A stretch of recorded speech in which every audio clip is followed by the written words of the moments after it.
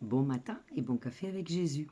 Aujourd'hui, on va parler du psaume 14 et 15 et je l'ai relié à une question que quelqu'un d'entre vous m'a envoyée et c'est une question qui m'a vraiment beaucoup touchée et la question est la suivante: pourquoi Dieu permet tant d'horreurs dans le monde?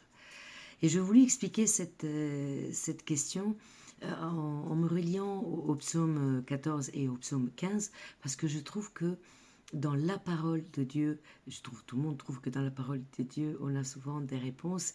Et cette fois, j'ai voulu chercher la réponse à cette question dans ces deux psaumes.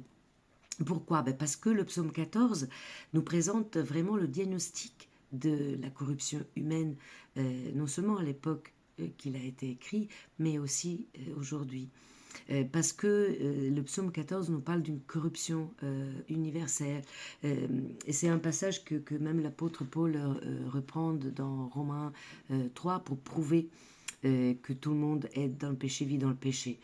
Le mal est ancré dans la société et malheureusement se répand dans le monde entier. Mais face à ça, qu'est-ce qu'on doit faire? Dieu permet tant d'horreurs dans le monde et toutes ces horreurs, qu'est-ce qu'on doit faire? Est-ce que on doit rester à se morfondre là-dedans? Est-ce qu'il faut baisser les bras et de toute manière, rien va changer, il n'y a rien à faire, se plier donc à l'ennemi et à ses manigances, tout est mauvais, et donc tomber tous dans une dépression collective? Non, non et non. En premier, car c'est pas vrai. Il y a plein de bonnes personnes et moi je veux croire qu'il y a plein de bonnes personnes parce qu'il y en a. On le voit tous les jours, même dans les petites choses.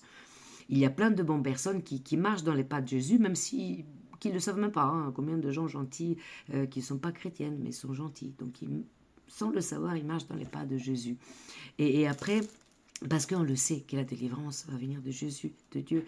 Et il faut lui confier tout ce mal, toute cette tristesse qui nous entoure, et Dieu va s'en occuper.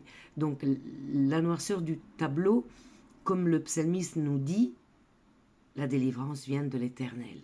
On le dit dans le verset 7. Et on sera tous dans l'allégresse qui vient de Dieu, et on se réjouira tous dans l'amour de Dieu parce que la joie vient de lui. Alors, Dieu n'est pas fautif. Dieu, malheureusement, lui aussi, regarde triste ce qui se passe dans le monde, parce que dans le monde, il y a le libre arbitre. Et malheureusement, il y a des gens qui choisissent le mal. Mais il y a beaucoup de gens aussi qui choisissent le bien. Donc moi, je veux rester ancré dans l'idée qu'il y a beaucoup de gens qui choisissent le bien et que Dieu va intervenir pour que les justes aient leur bonne place et que le négatif soit éloigné des chrétiens et de tous ceux qui aiment et qui craignent Dieu. Le psaume 15, donc, est la réponse au bilan négatif porté dans le psaume 14. Et Dieu nous dit, dans ce psaume, à travers les paroles du psalmiste, il nous dit quelles sont les qualités qu'on doit chercher dans chacun de nous afin d'être des bonnes personnes, de marcher avec Jésus et de devenir comme lui.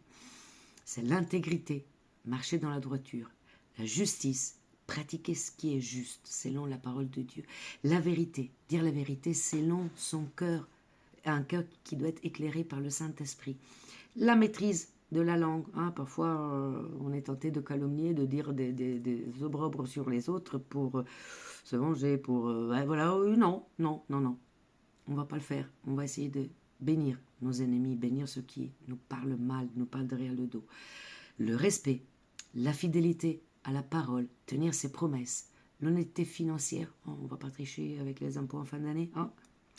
L'incorruptibilité, ne pas accepter de faire quelque chose contre les innocents et rester ancré dans la promesse. C'est lui qui se conduit ainsi, il ne chancelera jamais, il restera toujours dans les pas de Dieu.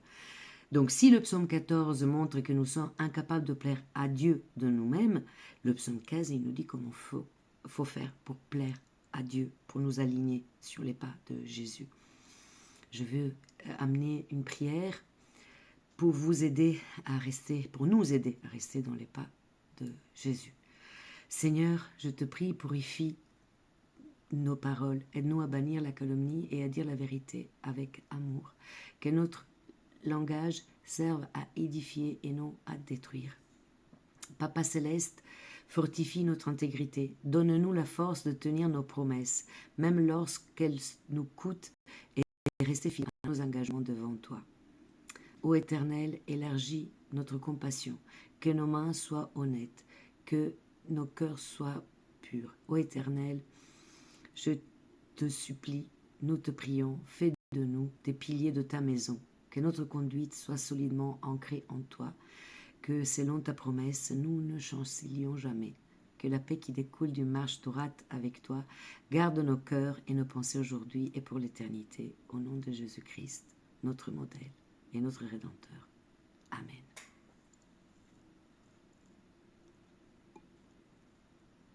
Bonne journée.